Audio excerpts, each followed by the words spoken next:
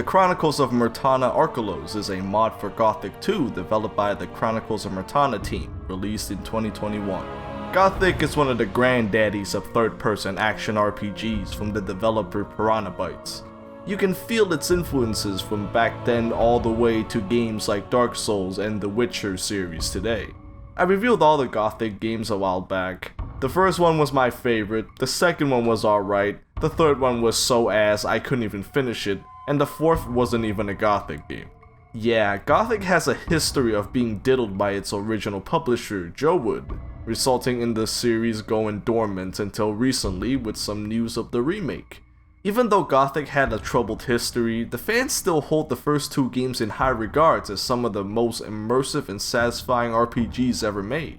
Piranha continue to make games over the years. None of them ever reached the great highs of the first two Gothic games did though.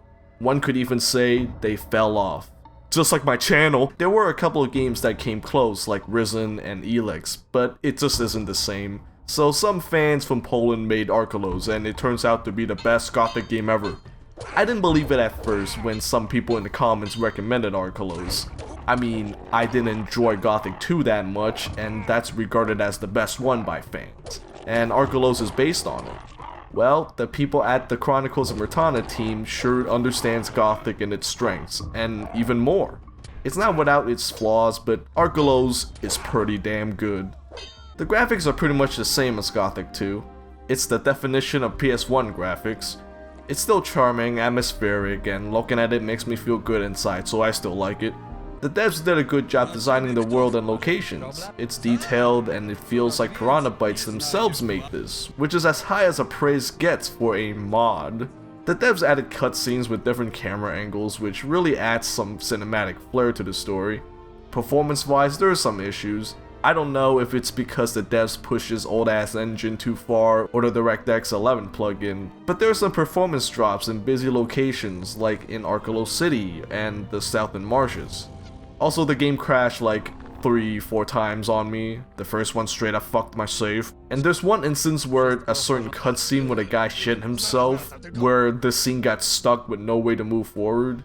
I guess he shot himself along with the game. Overall, the graphics are still the same as the old Gothics, except with some improvements. And the performance is not the best in some areas with the occasional crash.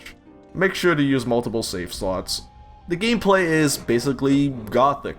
If you don't know how Gothic plays, what are you doing here? Like, play the first two games and then come back. If you're too lazy, Gothic is a hardcore action RPG series.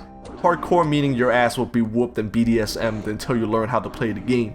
The combat, I'm still not a fan of. From what I can tell, it's unchanged from Gothic 2. It's basically a very early version of Dark Souls.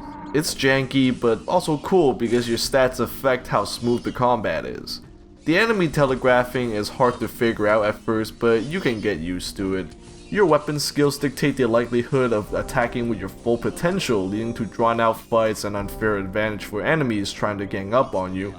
Also, since you won't be fighting with your full potential for like 80-90% of the game, you will need to use dirty tactics, and to me it doesn't feel right. If you want more detail, go watch one of my reviews. I get more in-depth over there. I mean, I'm used to it by now since I have 60 hours of experience in Gothic 2 before starting Archolos, but the damage has already been done to my heart and my balls. Anyway, you still got your strength and dexterity stats, which dictate which weapons you'll be using alongside your weapon skills. Sneak, ability to cut out trophies from hunting, all that good shit is still here. The devs added some quality of life improvements like separating your stats and stats plus bonuses from gear and potions, so you don't have to do math anymore. If you go to the right people, you can just select to sell all options for trophies, animal parts, shit like that, so you don't have to sell them individually. Very nice, I can fap to that. Cooking has been expanded, you can cook a lot of different dishes now. You just need to find or buy the recipes and you can unleash your inner chef and make soup out of your sea. Archolos is Gothic 2 with nice quality of life improvements and additions, which makes this the best classic style Gothic gameplay wise. I enjoyed exploring the many diverse locations the island of Archolos had to offer. I enjoyed going into a trance just murdering everything I see. And most importantly, I enjoy going through the major story locations, with my favorite being Vordal Fortress.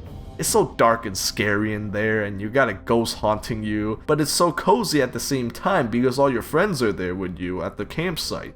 It's such a great mix of combat, puzzles, and set pieces that it glued my asshole to my seat, playing from beginning to end non-stop, and that's not something I can say for any of Piranhabytes' games. Overall, the gameplay is good, great even. I'm still not a fan of the combat, but everything else is so well done that I don't even care anymore. Archolos might well be the best Gothic gameplay-wise, and hell, even story-wise. Archolos takes place before Gothic 1. Orcs are invading the land of Myrtana, currently ruled by King Robar II. In the story, you play as Marvin, who escapes his home country of Lorgrim with his brother Yorn, to start a new life on the island of Archolos. Before arriving on Archolos, the captain finds out that one of the refugees fucked up with the payment and throws everyone off the ship. Marvin and Yorn goes ahead of the refugees to find help.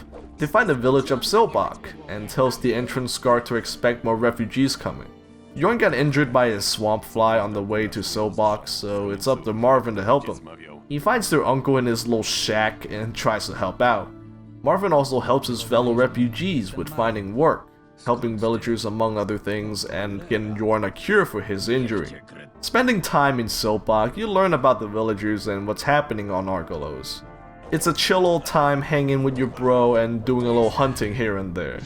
Everything seems to be going alright, until Yorn gets kidnapped.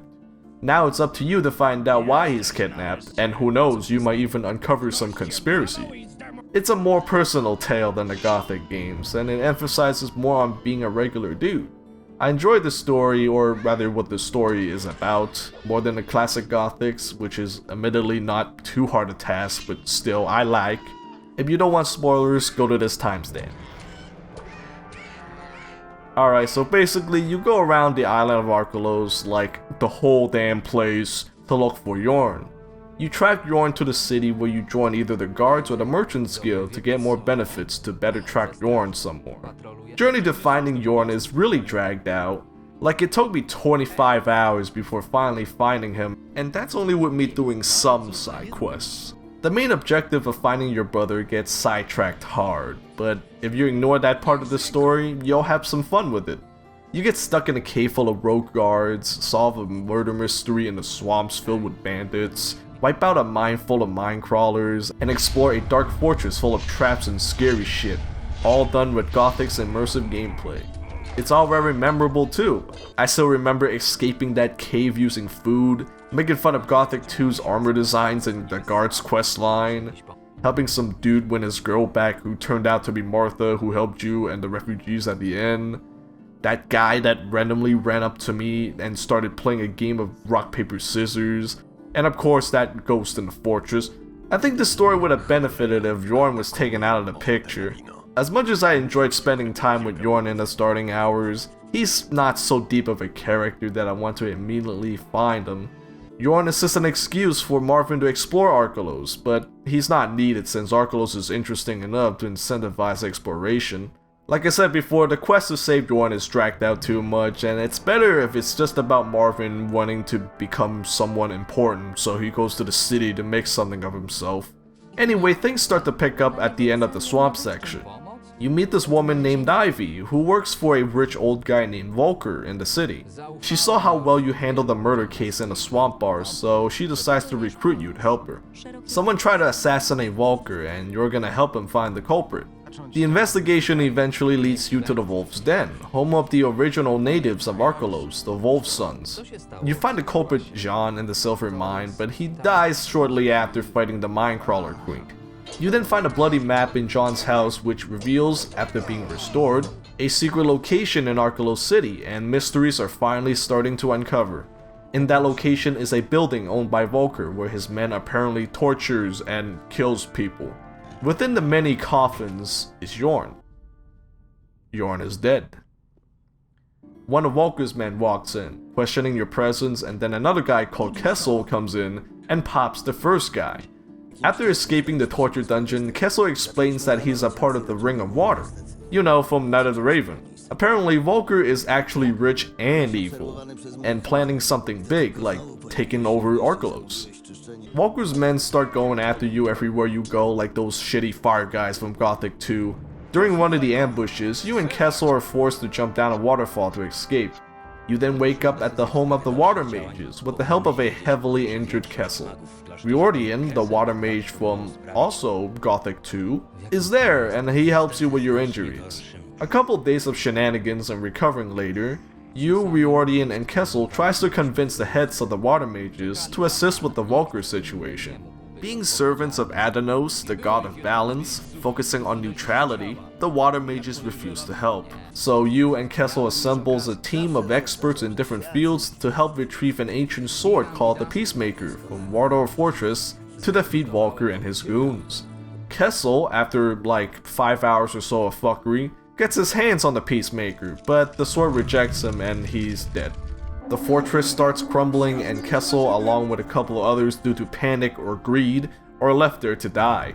You make it out only to have the sword robbed by Ulrich, the leader of the Wolf Sons. Ulrich is now working with Volker to take over Archolos, and with the island being their original home before King Robar II came, it's understandable. Before getting captured, Riordan teleports you out of there back to the water mages. The old head of the water mages died and the new one comes forth to support you in defeating Volker. The rich old guy has begun his takeover of Archolos City, killing everyone and the fucker needs to be stopped, so you go in there to make shit right again. You fight through the city, helping some people along the way, defeat Ulrich, and finally track Volker down to the sewers. Ivy is also there and it's revealed that she had a hand in kidnapping Jorn. I decided to forgive her and have her join me in killing Volker. Sounds like Volker forced her into this anyway, so why bother killing her, she's waifu. Finally, we're at Volker. He tries to explain his position. With the war against the orcs happening, things are not looking good for Myrtanians.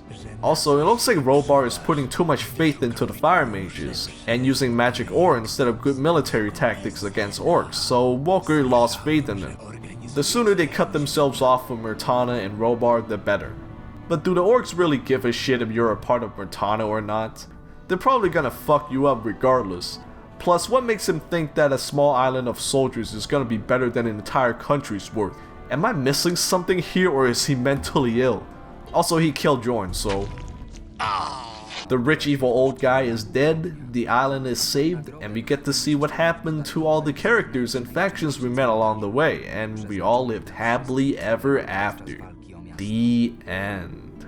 Except not really. You, Marvin, gets accused of working with Volker and Ulrich on fucking over Archolos, and because reasons, you get thrown into the Valley of Mines, destined to mine forever. What the fuck was that shit? I saved this island. I got rid of the rat. I should be given a mansion with hoes on my dick 24/7. And I get imprisoned because the people think I helped start shit? Unfucking believable. As odd as this ending is, there's a reason for it. After jumping down that waterfall to escape Volker's men with Kessel, Marvin got a scar on his left eye area, and after killing Volker, Marvin took his sword and he was even given permission to smuggle it into the Valley of Mines. You know who has a scar on his left eye and has the same exact sword in Gothic 1? Scar. Marvin is Scar from Gothic 1 in the old camp. When I first found this out, I was pleasantly surprised, yet baffled at the same time. The main problem is that Scar is not my Marvin. My Marvin had to do whatever he did to survive, but he's not the kind of person to work for someone like Gomez.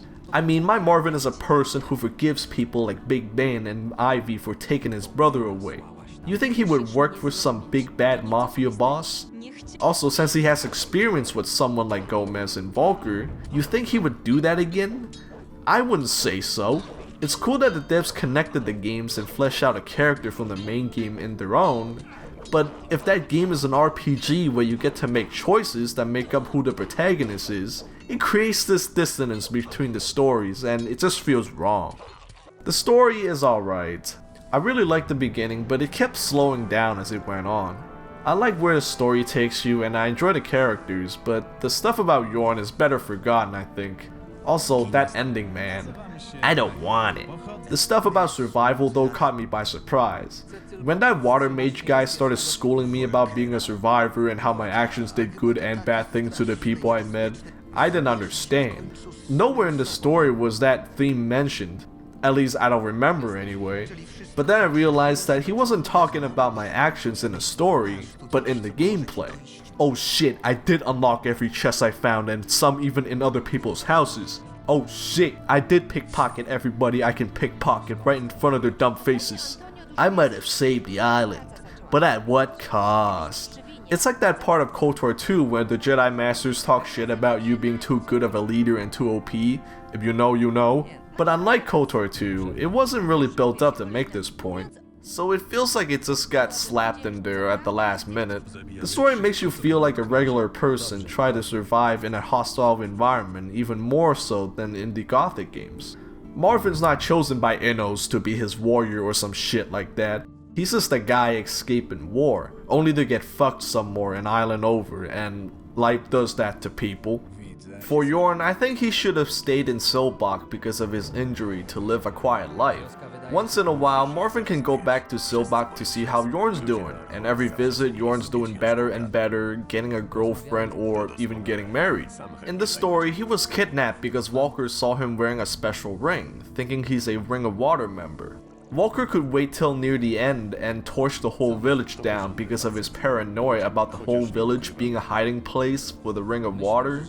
That way Marvin will still have the drive for revenge and have the story focusing on him instead of looking for Yorn for 25 hours. Overall, there are a lot of cool stuff here, but it's still a mixed bag even if it's more good than bad. The Chronicles of Myrtana Archolos is more than a mod.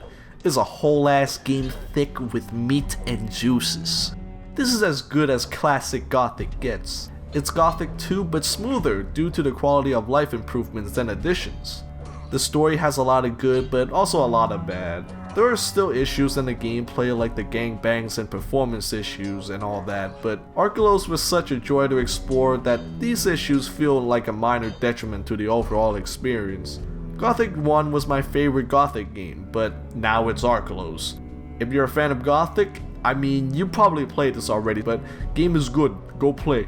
Thanks for watching, like and subscribe, happy holidays to everyone, and I'll see you all next year. Later.